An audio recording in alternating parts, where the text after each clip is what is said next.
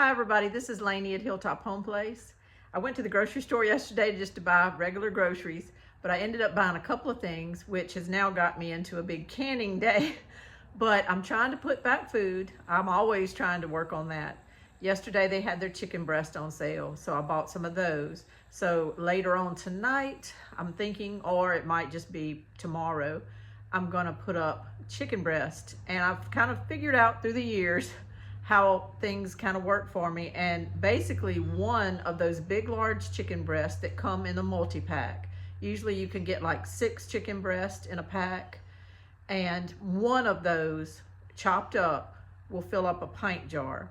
So I can probably get 6 pints out of one pack and 6 pints out of the other. Sometimes it may be a little off, just depending on how much weight they put in there of chicken breast. But usually that's about what it is. So that's 12 pints of chicken breast, which is, I use a lot for a lot of different things. And then I bought this. It's a 4-pound package of Louisiana strawberries. It takes 2.5 cups of strawberries, I think, in the recipe. I'm gonna double check that and I'll say what the exact number is in a minute. But I think when I chop all these up, I'll for sure have 2 batches, if not more. I have to chop the tops off of these strawberries and then chop them into the smaller pieces. And we're just gonna get going and see how much jelly we end up making out of this. Well, forget what I said a while ago about the 2.5 cups of strawberries. This is my ball cookbook, my blue book, Guide to Preserving. And in here, I had completely forgotten what it had said, what I did last time. It says 2 quarts of strawberries, which equals about 4 to 5 pounds. Now, this is a 4-pound box, but I can tell you that the last time I made strawberries, about this amount seemed to me to make more than just the 8 half pints it's saying this might make, yield about 8 half pints. I recall going to work laughing about it, telling people that I thought I was only going to get a few pints and I got a bunch. Let's just have some fun today. Y'all, this is why I don't do canning recipe videos very much, is because sometimes people want things to be exact, and sometimes they just never work out too exact for me. But I'm gonna see what happens. 2 quarts, which is 8 cups, is what they're kind of calling for. It says it's about 4 to 5 pounds. But let's see how many cups of strawberries we get out of this box. And we're just gonna go forward from there. I thought I'd just chit chat a second while I'm doing these strawberries. And if this gets too long-winded, I'll just cut it off and finish and then get back to it. Another reason I don't like doing strawberry jelly is because I don't like taking the tops off of strawberries. I find this very, very boring. I know it's just something you do, and I chop lots of onions. I chop lots of potatoes. I do all kind of things, and I do them fine, and I don't really worry about them. But for some reason, I avoid strawberries because I find doing this and taking the tops off of them, I just find it tedious. I don't know why, it's not enjoyable to me. And I think maybe you can relate to what I'm saying. Are there certain chores that you love to do that you don't mind doing? I can tell you, if there's somebody out there who hates that chore, who absolutely hates it. I have had people tell me that they hate folding clothes. It's just a horrible thing for them, and they tend to leave all their clothes in the washroom, in the baskets, because they hate folding clothes. I actually love to fold clothes. I mean, I don't go looking for trouble and washing more than I need to or anything. But when clothes come out of the dryer, when they're dry, I'll just go ahead and pull them out of the dryer and fold them. I've kind of got it into a little system I have. When I go back there to run my bath water, say at night before I take my bath, I get the water running and then I go check my dryer. And so it gives me something to do. I know myself, and if I venture too far from my bedroom and bathroom, I might forget about that water running. And it's not that I have Alzheimer's or anything like that. It's just that I stay busy, and I might, if I go to another part of the house, I might end up cleaning a room or doing something, or laying out food for the next day or doing something like that. And the next thing you know, I've forgotten I had water running in the bathroom in the back of the house. So I've just kind of got a little system that when that water is running at night, I go ahead and check the dryer, bring the clothes in my bedroom, and I fold them on my bed and go ahead and get them ready to put up. I go check my water to make sure the level it's at before I head to some other part of the house to put up anything. But it keeps me to where I'm very close to where I wouldn't flood my house or anything. And hate to say it, but you know, through 40 years of being married and stuff, that has happened before, that we've run a tub over, and it's not fun, and I don't want to deal with that anymore. So I'm trying to be very cognizant now of when I have water running. So I just fold clothes during that time. I also will fold them other times of the day if I have way too many loads going and things like that. So back to it though, these strawberries for me are like clothes for some other people. I don't know why strawberries aggravate me and other things don't, but they do. So that's why I'm kind of sitting here at the window and just talking to y'all while I do it. Do you hear the blue jays out there? This might be something else. We'll call this video, you know, truth from the window, because I'm sitting here looking out the window while I'm doing these strawberries and I'm just yapping. But I have the house to myself right now. Richard will sit outside. If we run errands and stuff, when we get back from running errands in the evenings, he'll stay outside and sit on the carport and watch traffic or read a paper or whatever. And this is a beautiful time of the evening. It's beautiful. And I would love to kind of be out there walking around my yard and looking at stuff and all. But also, I end up inside doing something like this because this is the only time I really have my house to myself. This one of the things with having a disabled spouse and with just the life we're having to live now and everything, I'm not often home alone. I don't know if I'm ever home alone. He's outside, but I'm not, home alone. But the TV is always going. He always watches TV when he's sitting inside, which of course, so the TV is always going. And even when I'm in here cooking supper at night, his TV is going because it's all open to each other. And I just have gotten to a point in my life where I don't really sit and watch TV anymore. I stay busy. I get a lot done during the day, or try to.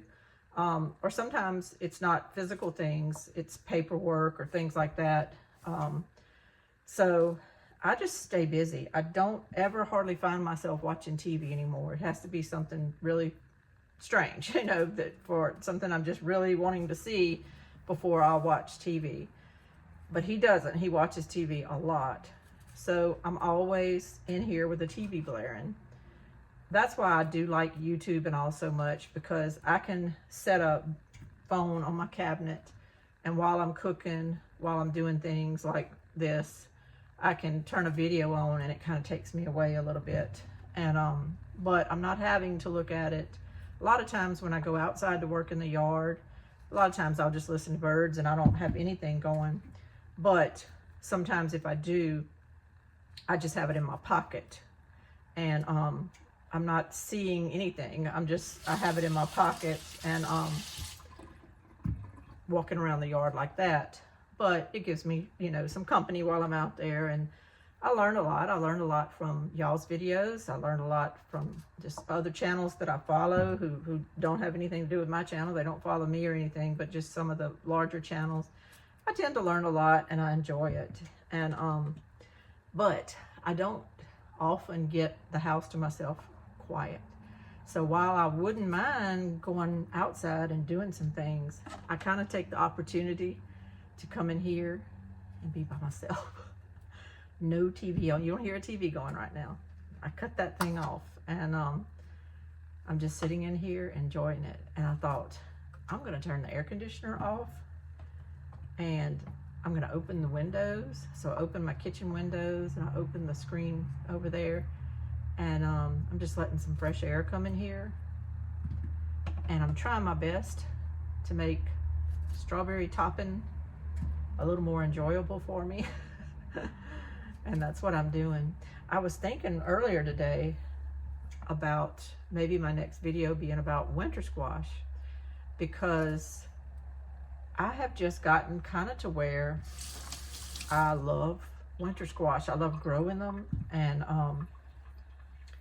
today I walked around my yard and I took packs of seeds, and I just kind of, anywhere that I had something that didn't germinate, or if it was a good spot, I put in more winter squash. So I've got them planted everywhere. I don't know how much success I'm going to have with, depending. I'm still learning my yard and I'm still kind of learning things. But I have just discovered in the last year or so what an asset winter squash can be to prepping and all. This is something other people probably know, and they're like, oh yeah, you know, we put butternut squash in our root cellars, and we have winter squash all the time. But y'all, down here in South Louisiana, winter squash are not a big thing. And when I say that, I know I might offend somebody that grows them all the time or something, but we did not grow up really eating winter squash or things like that. Nobody I know did, put it that way. I never went to someone's house and they served me winter squash in any way, shape, or form. Now, I know that cushaws are kind of popular down here. You can go to any feed and seed store and get cushaw seeds, and I planted some of those. But in general, what I'm saying is it's just not something that's on our mind or on our menus very often. But last year, I just realized how good they were. I grew cushaws last year and didn't get a whole lot of them before the drought hit, but I did get 2 good sized ones. And then I grew the North Georgia Candy Roaster winter squash. And that one surprised me that it grew down here. I wasn't sure if it would or not, but it did. And I'm just humbling myself when I tell y'all some of these stories. I had no idea really what to do with them. I didn't. I had tried growing winter squash in 2021 in my garden. I planted a delicata variety called Jester. I got the seeds from Johnny's Seeds. And then I remember planting some South Anna. I think it was called South Anna winter squash, because I saw Hoss Tools and them growing it, and it was all over their yard, and they had more South Anna squash than they knew what to do with. So I thought, well, I'll just do that. Well, mine did not do, probably my fault, but they did not do. And I ended up with 0. So in 2022, I said, well, let me try some other varieties, because I just thought those didn't work. They probably would have. I'm sure I did something wrong. But, so I tried the Thelma Sanders. Oh, I think I tried the Burgess Buttercup in 2022 as well. I grew it alongside my house, and I had luck. I didn't get a whole lot of Burgess Buttercup, but I got a couple, and I got a lot of Thelma Sanders. But this is where I'm humbling myself. I was happy I got them. They look just like the picture on the seed packet and on the websites. I didn't know what to do with them. It's like, okay, cool, I've got a winter squash, but I don't know what to do with it. I had seen people on TV and stuff cook butternut squash soup and things like that, and I saw how they were doing the butternut squash, but you peeled it, and then it kind of seemed to have like a soft inside, and you kind of scooped it out or cubed it out, and then you used it to make soup or pies or whatever. Well, my Thelma Sanders was a lot more firm than that, and I had to harvest those when I did, because I wasn't sure if they were completely ready. They looked like the picture and all, but I wasn't sure. Seems like maybe it said in there they would get around so many inches, and mine weren't quite that, so I thought they weren't ready. But then what started happening was they started getting attacked by these little white worms that were boring holes into some of them and destroying them. So if I didn't go ahead and take the ones that were laying there, I was going to lose them, because they were going to attack all of the ones that were laying there eventually. It was like every day when I was coming out, they were getting one. And so I went ahead and picked them. Looking back, I think they were ripe and they were fine. And I think that's why the worms started going after them, because they were ready and they were just laying there. But at the time, I had in my mind that they were going to kind of be squishy on the inside and almost look like pumpkin-y, and I was just going to have this soft mush that I could puree or do something with. Well, that wasn't my experience with Thelma Sanders. And if you've grown them, please tell me kind of what your experience is with them, because I might be wrong.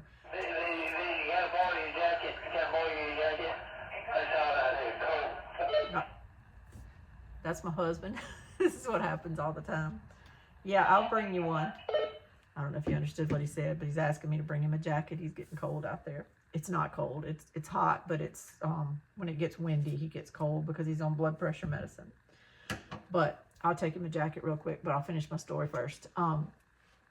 So if you've grown Thelma Sanders squash, let me know how they were supposed to be. The ones I harvested in 2022 were firm, firm, firm. I didn't know what to do with them. I didn't know if I was supposed to peel them or not. They didn't really look like that much difference between the peeling and the inside. And so I just got a pretty bowl and I set them on my cabinet and I just looked at them forever. Now, it might even be a good thing to keep them for months before you eat them, because a lot of winter squash will get sweeter and sweeter as it sits up. It's actually better not to eat them right off the bat. It's better to let them sit on the shelf.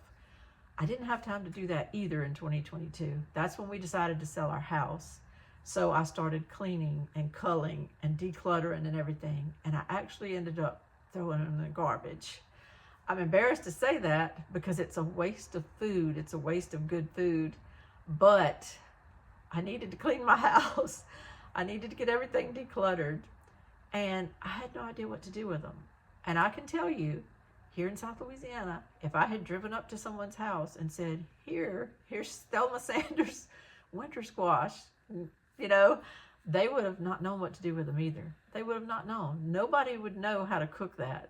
And so I decided that since my neighbors were bachelor men and they wouldn't know what to do with them, I would just throw them in the garbage. So that's what I did. I actually threw away my 8 or 10 Thelma Sanders squash that I harvested in 2022. So jumping forward to last year, I was happy when I got Cushaws. I was happy when I got the North Georgia candy roasters, but I had no clue what to do with them. And finally, I think Jess on Roots and Refuge had always talked about how she roasted things like that. She roasts beets, she roasts rutabagas, she roasts all kind of stuff. So I thought, let me try it. So I did cut them open and de-seed them, and I cut them in such a way where I could kind of like a cantaloupe, I could do my knife and take out the meat part, and then I chopped it into chunks, and I put all of them on cookie sheets, and I put a little salt on them. I drizzled them with some olive oil, and I put them in an oven at 425 until they started getting little burnt edges on them. I like things with kind of burnt, and they were so good and hit the spot. I almost got tears in my eyes when I ate it, because I thought, what have I been thinking to not grow something like this? What have I been thinking? Why have I been so scared of this? This is delicious. And I ended up in a few different meals, like 2 or 3 meals, I ate up all those squash myself. Nobody else really would try things like that around here. The guys won't. But I ate them and I enjoyed them. And that's when I realized that I need more of those stored over here on my shelves or wherever I end up putting them in a bowl or whatever. I need more of those to be in my garden and to be able to harvest, so that I can have a good source of food that's sitting on the shelf and ready to go if I need it. And I have an easy way to cook it. You could also do it in a skillet on an outdoor stove or something if you had to. But I'll tell you what, if somebody was to break in my house to steal food, I guarantee you they won't steal the winter squash, because nobody knows what to do with them. But I'll know how good they are, and I'll know how much vitamins they have and how much taste they have and how filling they are and how delicious. So I've made myself a promise to try to grow more and more winter squash. I might do a separate video and show you the varieties that I planted this year. And then hopefully as the season goes on, I can show you the actual fruits coming up in my yard. I'm hoping that I have good success this year. I have Cushaws and North Georgia candy roasters planted, but I also have several other ones that I think might be interesting to you. Let me go give him his jacket, and then we'll get back to the strawberry jam. I'm taking the strawberries and I'm cutting them into little pieces and putting them in a pot. And then it says to take a potato masher and to smash these. So I'm going to go ahead and kind of do that until I work through all of these strawberries. In the end, I might be lucky to get 8 cups. So what do I know? I'm just kind of going with this, trying to pull from memory how it went years ago. But this time it may only make 1 batch. So we're going to see. Okay, I ended up with 7.5 cups of strawberries from 4 pounds. So I guess a little over 4 pounds would have made 8 cups. So apparently I'm only making 1 batch. My question is still going to be though, does that batch match up to the 8 half pints, which would be 4 pints? I'm hoping I might get a little bit more than that, but maybe we'll see. We'll see how it goes. So I'm going to be adding 1/4 cup of lemon juice. You can use real lemon juice out of the bottles that says real lemon juice, or you can use lemon juice from lemons. You could squeeze lemons and use it. It says you could use either one. I'm using this lemon juice from Azure, and it's not from concentrate. It's 100% regular lemon juice. So I'm going to use that. And then I'm going to use the Sure Gel pectin, just like you normally use for a lot of jellies and all. I'm going to go ahead and pour a pack of this into a bowl, see how many tablespoons I get. I'm not going to get 6, so I'm going to end up having to open a second box. But this recipe calls for 1/4 cup lemon juice and 6 tablespoons of the pectin. And then I'm going to get my sugar out. Just for reference, the Sure Gel little boxes only have about 5.5 tablespoons. So I had to open a whole nother box just to get 1/2 of a tablespoon. But you got to do what you got to do. And then I'll use that with more jelly later. I'm going to be making a lot more jelly this summer. Okay, so I added the 7 cups of sugar. I stirred that in. I'm stirring it real good to make sure this pectin gets mixed in and the sugar. And I also added the 1/4 cup of lemon juice. Now what we're doing, I turned my heat up a little bit because I had it on low. Just I didn't want it to be boiling while I was adding the sugar and stuff. But I've turned it up, and now we're waiting on it to come to a boil. And when it gets to a rolling boil that can't be stirred down, and you'll know when that happens. Usually if it's kind of bubbling, you can stir it and it'll stop and you start over. Well, when it gets to a rolling boil that can't be stirred down, that's good. That's where you want it to be. And you have to boil it like that for 1 minute. And I'm going to set my timer to make sure that I do it for that 1 minute. You want to do it for the 1 minute, but you don't need to do it over that because this stuff can start popping everywhere. And hot jelly popping on you is not fun. So when that happens and you do it for a minute, then you can turn your heat off and remove it from the heat. You want to do that. You don't want to leave it at that boil for very long. And after that, we're going to start filling the jars.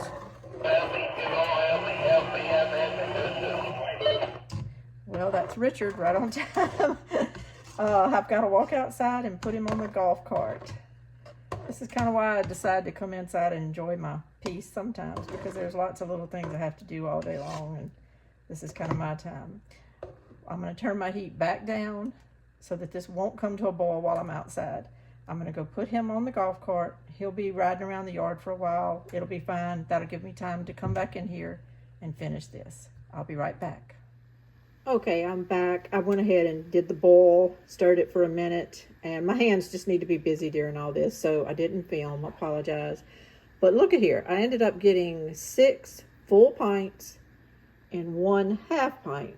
So that's equal to 13 half pints.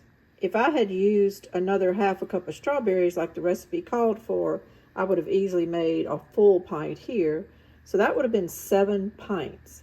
The recipe only said it was going to make 8 half pints, which is 4 pints. All of this down here is lagniappe. This is just extra. So that's what I thought I remembered from that very first experience with doing this strawberry jelly, is it made more than the recipe called for.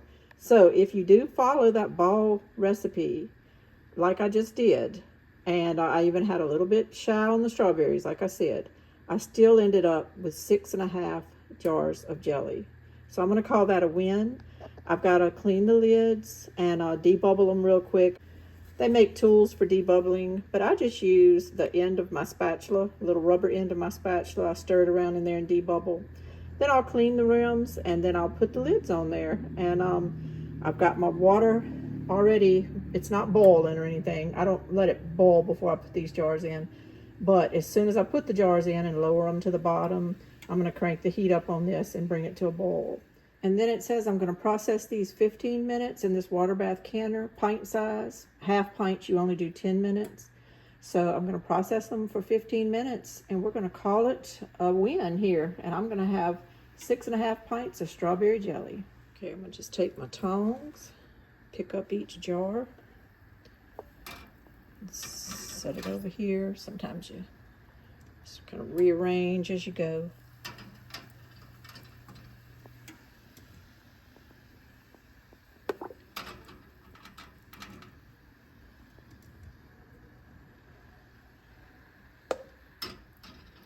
It's getting a little dark. I'm expecting Richard to call me at any moment. So that's why well, he may not call me for a little while, but it'll probably be maybe while this is processing. Okay, I'm gonna set my phone down. I'm just gonna take both these little things and I'm gonna lower this down into the pot until it needs to have at least 1 inch of water over the top of the lids. Okay, it's got plenty of water over the lids. Hard to tell that on camera, but it's got more than 1 inch. I'm gonna put the lid on. And then I'm gonna kick this heat up a little bit. You don't have to put it on high or anything, but just kick it up a little bit. You don't start timing until it comes to a boil. But if you don't put the lid on, it almost never will get up to a boil like you want it to. When you put that lid on, it kind of speeds things up. But all I do is I kind of lift the lid to make sure it's at a boil, and then I'll set my timer and put that lid back on there. It's boiling now. I'll put this lid on it. And I'm going to set the timer.